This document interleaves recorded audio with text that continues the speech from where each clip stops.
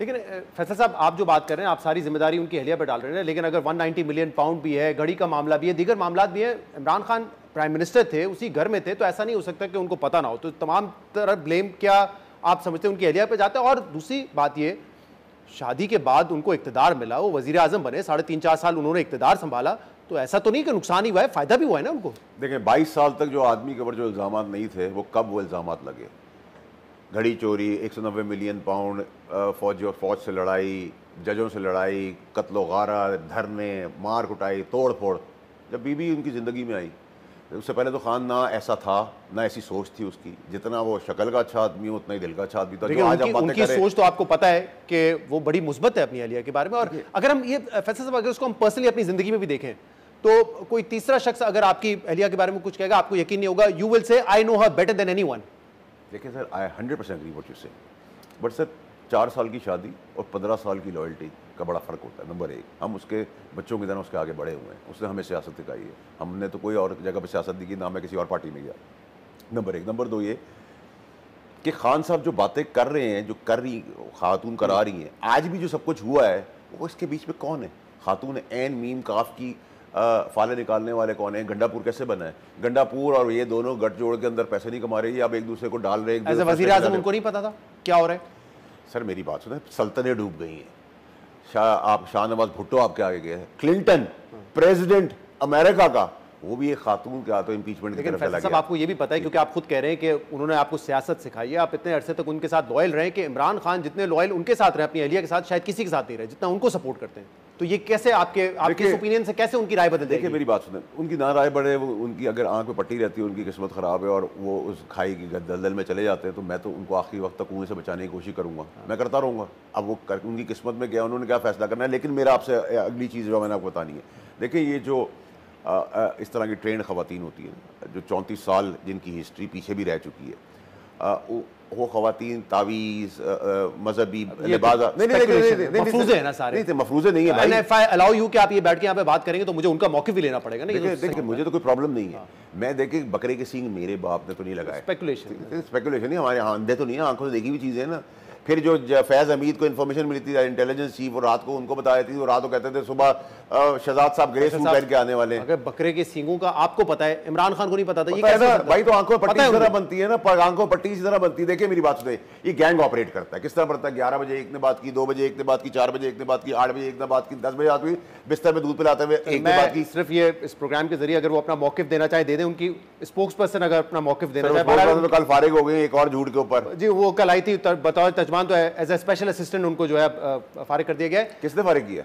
अली अमीन गंडापुर साहब ने। तो ये आप कौम को नजर नहीं आ रहा है सब कुछ क्या हो रहा है? जब उन्होंने तकरीर की जज्बाती, मैं उस पर आ रहा हूँ, लेकिन इससे पहले एक सवाल, अभी जो इतनी स्पेकुलेशन चल रही है, पीटीआई ऑफिशियल अकाउंट्स भी कह रहे हैं कि तबीयत खराब है इमरान खान की, पता नहीं क्या कर देंगे, बेहतर नहीं है कि उनके वकला को उनसे मुलाकात का मौका दिया जाए ताकि सच सामने आ जाए?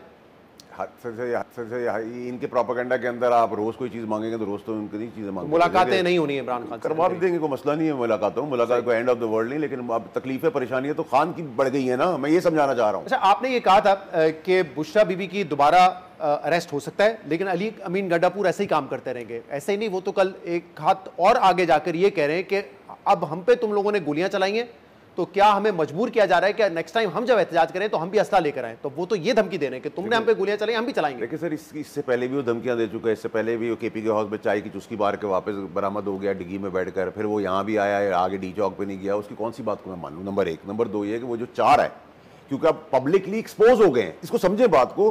कौम और इमरान खान को प्यार करना वोटर सपोर्टर की आंख खुल गई, वो अंधे नहीं है।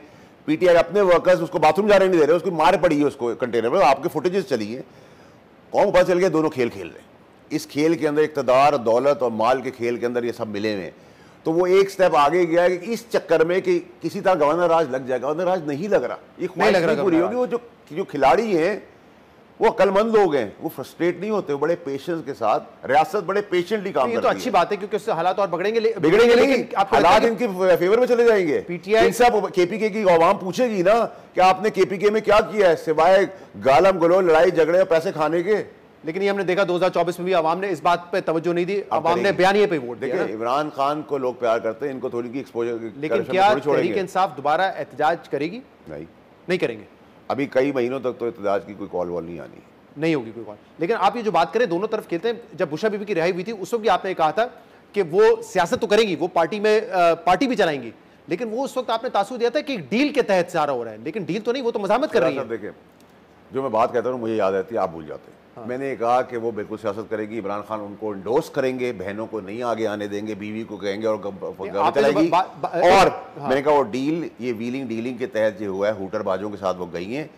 अगर जो काम कहा है, जो अंडरस्टैंडिंग है, उससे बाहर गए तो उनका फिर वापस भी अरेस्ट हो सकता है, ये मैंने कहा था। लेकिन उस वक्त ये था कि उनको रिहा करने का मकसद ये है कि पार्टी में मजीद तकसीम पैदा की जाए।